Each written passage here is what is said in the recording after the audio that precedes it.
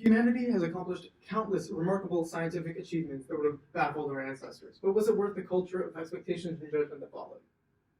I'm sure everyone's felt a version of what I'm talking about. A pressure for objective material success has helped scientific innovation in our society, but has led a lot of us to question our worthiness, control, and ourselves throughout harsh judgments that have been implanted into our minds.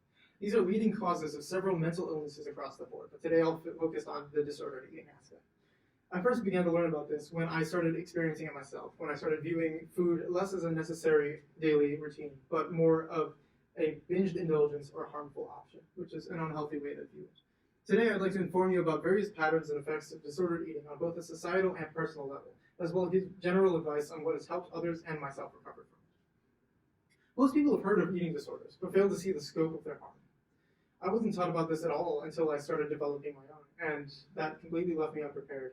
I didn't know what was happening, what I was doing, and I didn't know how to seek for help, and that was very harmful to myself. It took me about 3 years to open up. Eating disorders can quietly have a vast, sweeping effect on everyone around you. According to a Harvard research project, about 9% of Americans, or about 30 million people nationwide, will develop a reported eating disorder in their lifetime.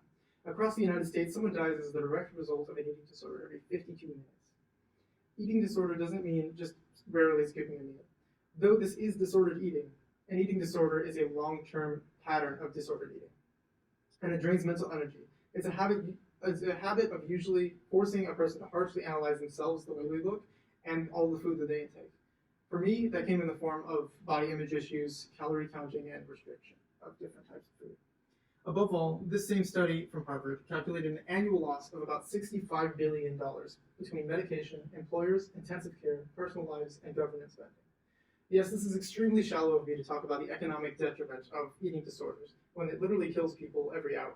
But this better sheds light on the true scope of just how large the tactile toll of an eating disorder can be on our society. So what are the eating disorders? The most common and ironically unjustly represented eating disorder is binge eating. According to the National Eating Disorders Association, it is usually characterized by recurrent episodes of eating large quantities of food, often very quickly to the point of discomfort, a feeling of loss of control during the binge, and experiencing shame, distress, or guilt afterwards. This is dangerous and life-threatening like any other disorder, and can lead to extremely unhealthy weight gain or even weight loss, depending on the disorder. This is caused by a variety of factors, especially that of body image. Another disorder with restricting and binge eating is bulimia. Binge eating is just the restriction and the binge eating factors, but bulimia adds a purging aspect, or throwing up the food that you binge after you have the binging session. Bulimia is easiest to recognize because of the purging aspect, and it's the one that I had for 4 years, and am still recovering from. I actually reached out at some point about it because I knew that I was throwing up every time I ate a meal at some points, and that was unhealthy, and it started having effects on me and my health, and mentally and physically. I'm currently at therapy at the Eating Disorder Recovery Center of Athens, where my therapist has helped define and identify the extreme risk that comes with eating disorders, such as weight fluctuation, malnourishment, and mental health in general.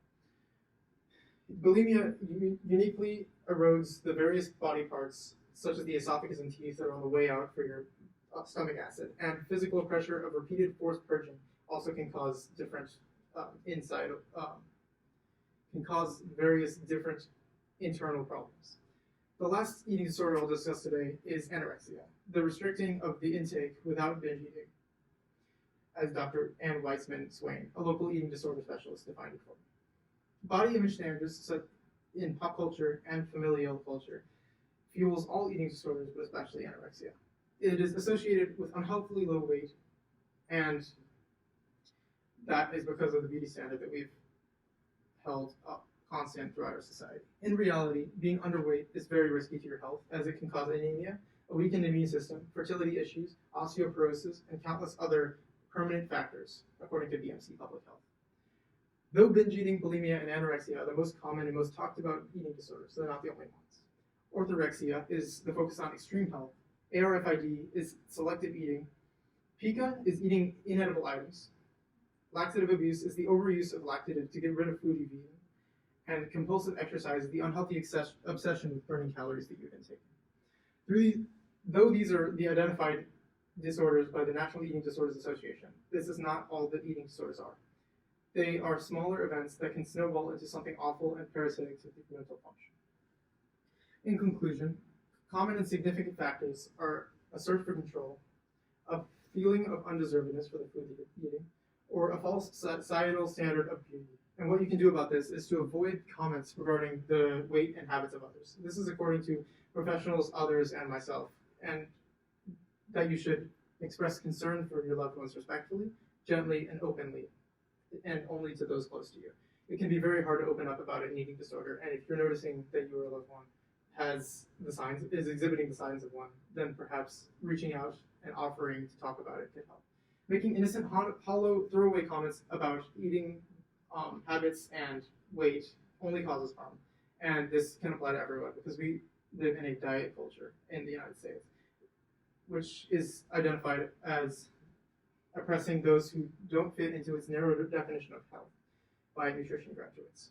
The way to combat this is to remove personal judgment from those around you, and you never know what other people are going through. So always keep that in mind. And doing so can allow our culture to become more healthy and accepting one person at a time.